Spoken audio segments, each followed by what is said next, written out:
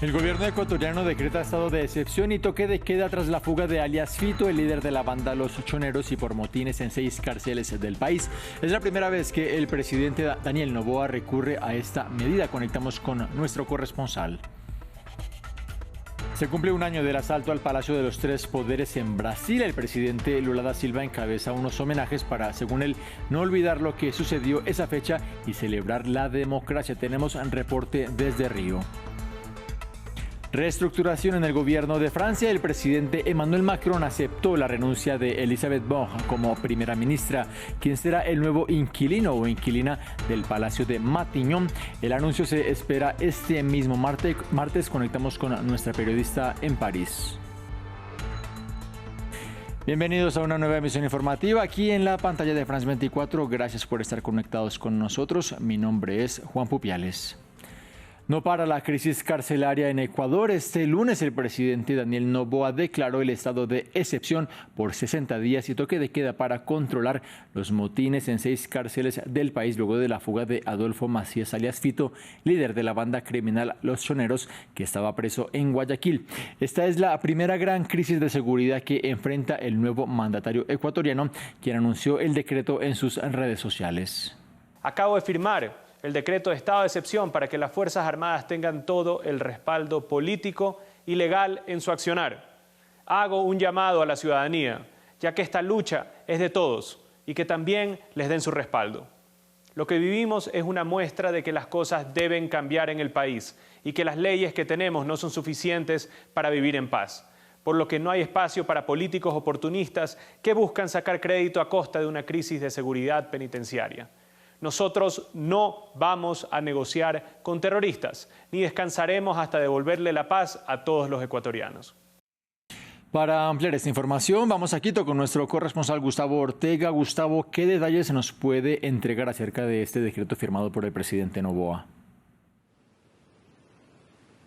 Bueno, en principio no vamos a negociar con terroristas, lo ha dicho el presidente de la República. Y esto era una de las principales demandas que leían el día de hoy los guías penitenciarios que se mantenían o se mantienen todavía retenidos dentro de los centros carcelarios, donde leían un comunicado amenazados por los privados de la libertad, donde pedían que reflexionen sobre sus decisiones. Y en este caso, esta ha sido la respuesta del presidente de la República. ¿Qué contempla el decreto presidencial? Como tú lo has indicado, bueno, en principio establece un decreto de estado de excepción durante los próximos 60 días y de igual forma también esto establece un toque de queda que se estará rigiendo ya a partir de este momento en todo el país a nivel nacional. Inclusive en el sistema carcelario establece un toque de queda desde las 23 horas hasta las 5 de la mañana. Se suspenden los derechos de la inviolabilidad del hogar, se suspende también los derechos de reunión de toda la población, porque a partir de este momento se establecen medidas de seguridad y protocolos de emergencia. Ya se desarrollan inclusive protocolos de emergencia en 6 cárceles del país. Hace pocos minutos la Fiscalía General del Estado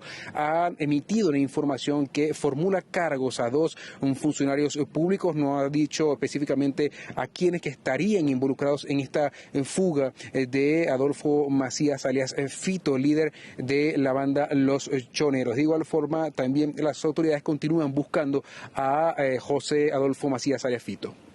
Gustavo, precisamente, ¿quiénes son la banda Los Choneros? ¿Cuál es el poder que tiene esta organización criminal liderada por alias Fito?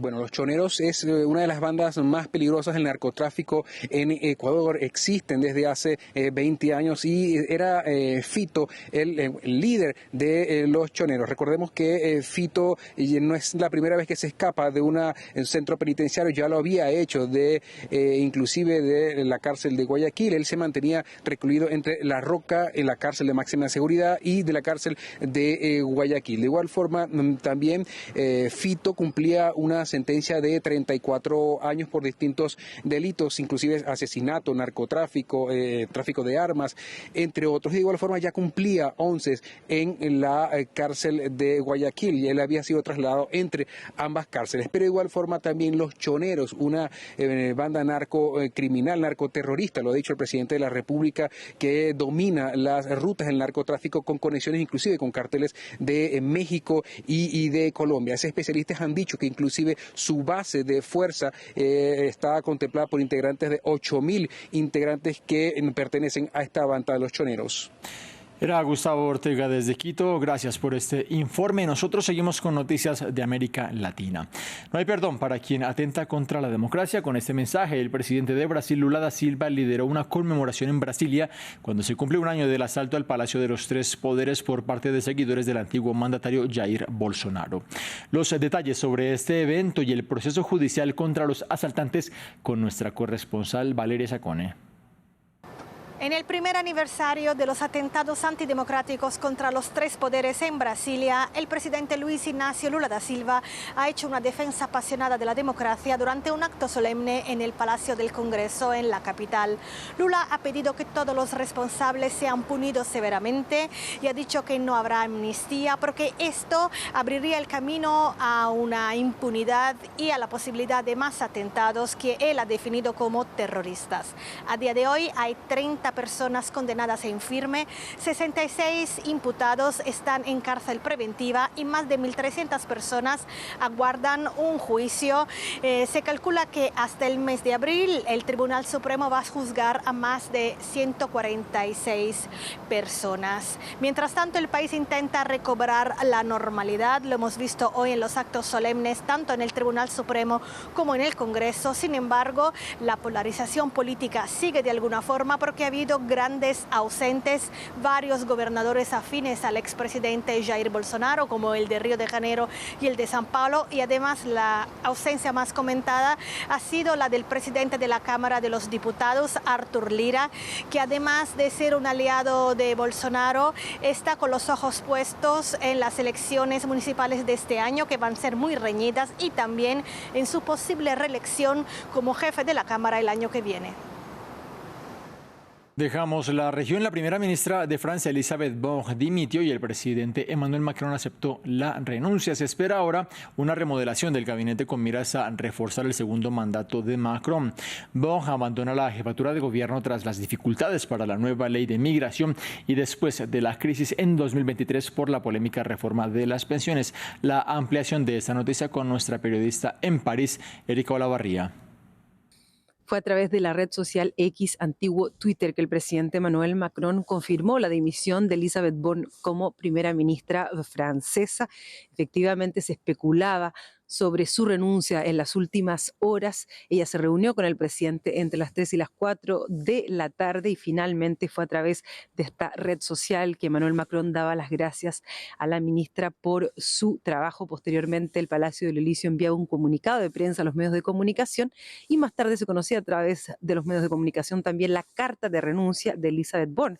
De la lectura de este texto se subentiende que ella fue obligada a renunciar. Ella dice: usted me manifestó su voluntad de cambiar de primer ministro, ahora que me tengo que ir, se lee en otra de las frases. Elisabeth Borne dice también en este texto que está muy orgullosa del trabajo que realizó con mucha pasión. Dice ella que está feliz de haber logrado la aprobación de varios proyectos complicados en el área económica, pero no solo eso, también el proyecto de planificación energética, que era justamente una de las grandes deudas del gobierno de Emmanuel Macron, y dice además que considera que todavía es necesario seguir reformando.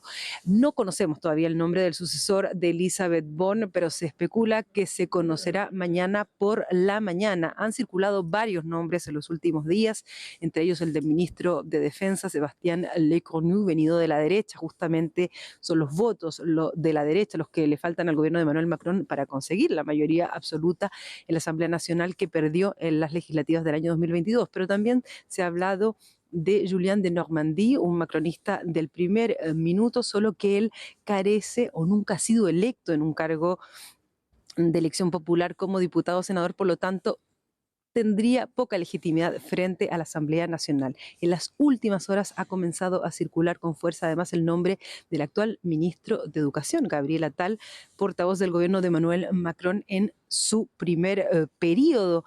Sería, si fuera electo, el primer ministro más joven de la Quinta República Francesa con tan solo 34 años. Mientras tanto, continúa la preocupación en torno a los riesgos de una escalada regional de la guerra entre Israel y Hamás. Con miras a evitar un peor escenario, el secretario de Estado de Estados Unidos, Anthony Blinken, llegó en las últimas horas a Tel Aviv. Blinken viene de mantener diálogos este mismo lunes con países como Emiratos Árabes Unidos y Arabia Saudita, mientras en el Líbano la milicia chiita Hezbollah acusa a fuerzas israelíes de haber matado a un alto comandante. En el terreno, las autoridades palestinas denuncian la muerte de 249 personas y 510 heridos en las últimas 24 horas en la franja de Gaza. Así lucen varios puntos del centro y norte del enclave costero. Son zonas que han sido hasta ahora el principal epicentro de la operación israelí. Desde los ataques del grupo Hamas el 7 de octubre contra Israel, en Gaza se registran 23.084 fallecidos y 58.926 heridos como consecuencia de la actual intervención israelí. Fin del informativo. En minutos una nueva actualización en esta misma pantalla.